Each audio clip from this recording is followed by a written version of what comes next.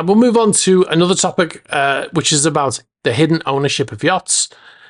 This is something that has come up a lot since the invasion of Ukraine, obviously, because all of these yachts were, scattered when that happened. We were covering it on the channel, and after we became a source for a lot of people to check who was sanctioned and who wasn't sanctioned, because I had a lot of people come up to me in the Monaco Yacht Show, and there were a lot of people saying, oh, we work in the industry and we were watching your channel when that all kicked off, because you were the only one who was telling us who was sanctioned and who wasn't, because they weren't allowed to do business with anyone who got sanctioned.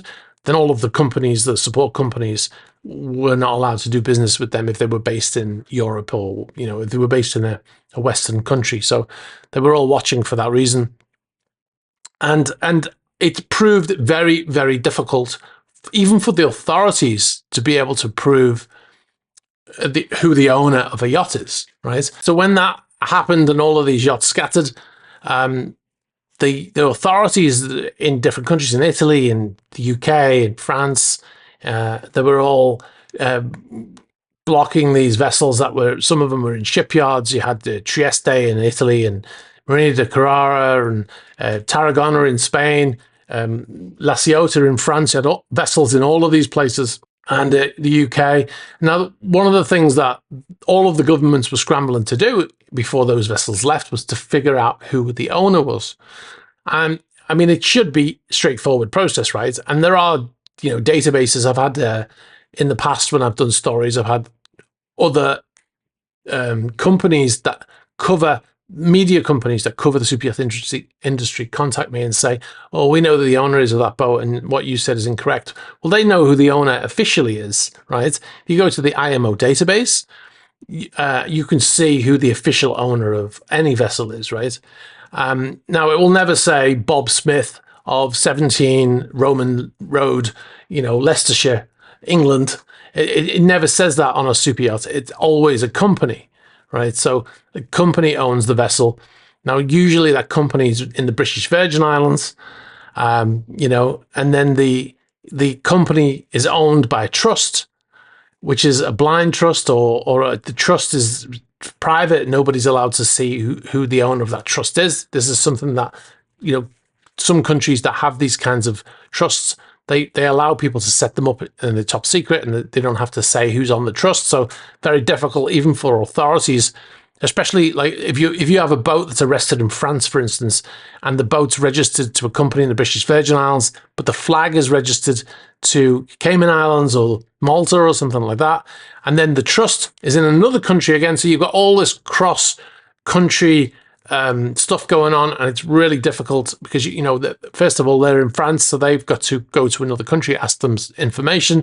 Then there's 3 different nationalities involved in this one vessel, so it's very, very difficult for anybody to find out who the owner is. And very often, when they do get down to the bottom of who is on that trust, the person they believe it belongs to is not on the list, right? Because sometimes it's related to a family member of a person. I'll give you an example. Motor Yacht Dilbar is registered to the sister of Alisher Usmanov, but he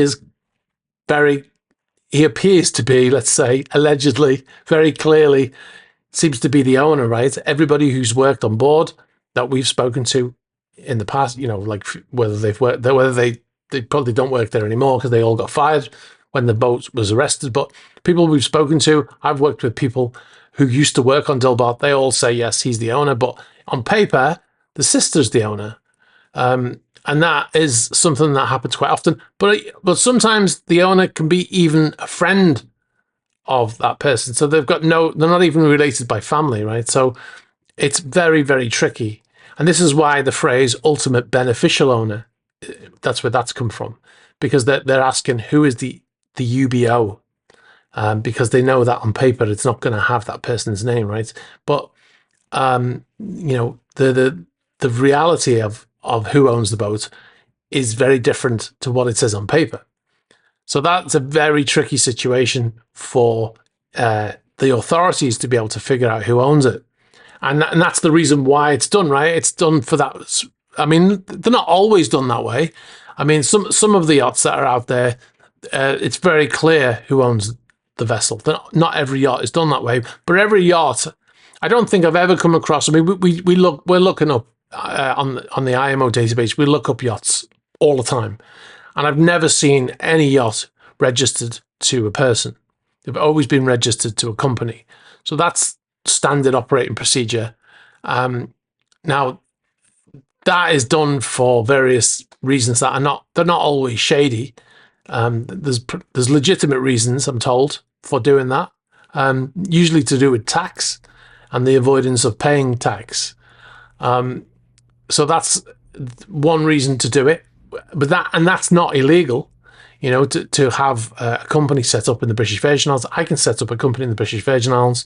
And then when we talk on the channel, on the news channel, we say, this boat is owned by this person.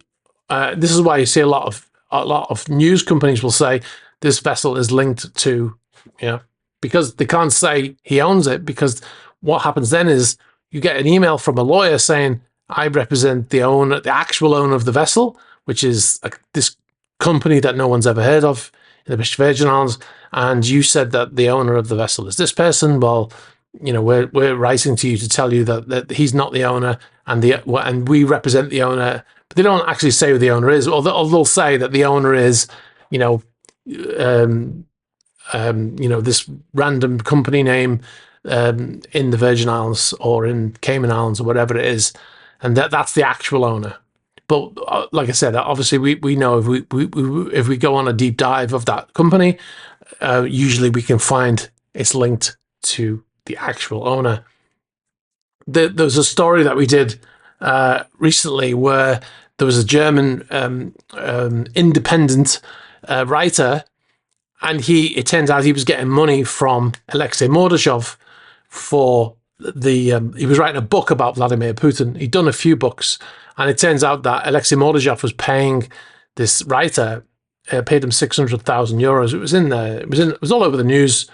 And but the company that was paying the money was not in Mordashov's name, but it was linked to the company was linked to a person who worked for Alexei Mordashov.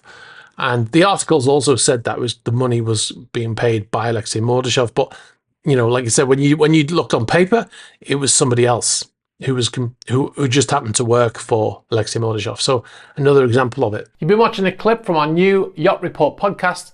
Catch the full episode by clicking here. You can find a link to the new YouTube channel Yacht Report podcast down here. You can also find us on Spotify and Apple Podcasts.